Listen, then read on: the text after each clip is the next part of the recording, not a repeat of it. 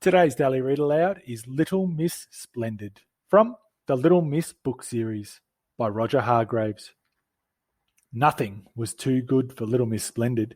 She lived in a huge house surrounded by large gardens. She slept in an enormous bed with silk sheets and silk pillowcases. She bathed in a gold bath and she dined off silver plates. Ah, she was splendid. At least she thought so. Little Miss Splendid thought a lot of herself. In fact, she thought about little else. One day, while taking a stroll around her gardens, Little Miss Splendid came upon a small door in one of the walls. She'd never noticed it before. I wonder what's through here, she thought, and, opening the door, she stepped through. She found herself on a road. Along came Mr. Small, out for a short walk. "Good morning," he remarked politely, raising his hat. Little Miss Splendid stuck her nose even higher in the air and walked past him as if he wasn't there. What a common little man, she thought to herself. She came to a bus stop. Mr. Happy and Mr. Daydream were waiting for a bus into town. "Hello," grinned Mr. Happy. "Who are you?" "I," she replied, "am Splendid." "Ah," said Mr. Happy.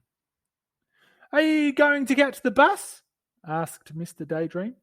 "Me?" she said. "The bus? Never. I," she went on, "have never, ever, in the whole of my life, travelled on a bus." An expression of distaste crossed her face. "You have to sit next to people on buses," she went on, "and that would never do." "Ah," said Mr. Happy, and scratched his head. He couldn't think of anything to say. Miss Splendid walked off with her nose very high in the air. Miss Splendid arrived in town. She looked at herself in all the shop windows as she walked down the street. "I must say," she thought to herself, "I do look absolutely splendid." And then something caught her eye. There, in the middle of the window of the hat shop, was a hat. Not just a hat and a half. The most magnificent, sumptuous, desirable, gorgeous, spectacular, amazing, splendid hat you've ever seen. Miss Splendid marched into the shop. She snapped her fingers at the saleslady, hurried to her side. "Good morning, madam," the saleslady said. Miss Splendid ignored her. "Can I help you?" "I," announced Miss Splendid, "wish to try on the hat in the window." Miss Splendid looked at herself in the mirror. "Magnificent," she breathed. "I look absolutely magnificent. I'll take it," she announced. "But don't you want to know how much it costs?" asked the saleslady. "Costs?" queried Miss Splendid loftily. "I never discuss money matters. Send me the bill." And she marched out of the shop. Little Miss Splendid stood on the pavement and held up her hand. "Taxi!" she announced in a loud, important voice.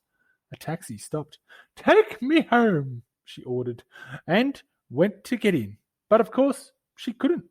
Her new hat was much too large to fit through the taxi door. "Driver," she said, "you should purchase yourself a larger taxi. In the meantime," she went on, "I shall walk." The taxi driver grinned. Little Miss Splendid walked along. "Perhaps it's better to walk," she thought to herself, "so that everyone has the chance to admire my magnificent new hat." But then it happened. It started to rain, and the trouble was The more it started to rain, the more it rained. And the trouble was, the more it rained, the more Miss Splendid got wet. And the trouble was, the wetter she got, the wetter her hat got. Oh, what a sorry sight. Don't you agree? The bus, on its return journey from town, passed her. Mr. Happy and Mr. Daydream, on their way home and sitting in the dry, looked out the window. "I say," remarked Mr. Happy, looking out at the bedraggled figure trudging along in the wet, "what a splendid sight!"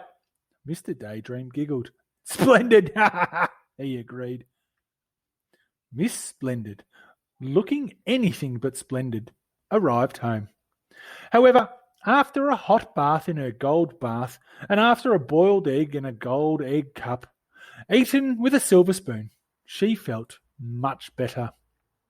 In fact, later on, she spent an extremely pleasant evening looking at, well, what do you think she spent all evening looking at? No, not television. Herself! In the mirror! If you liked the video, hit the thumbs up button. We have a new story every day, so make sure you subscribe. The end.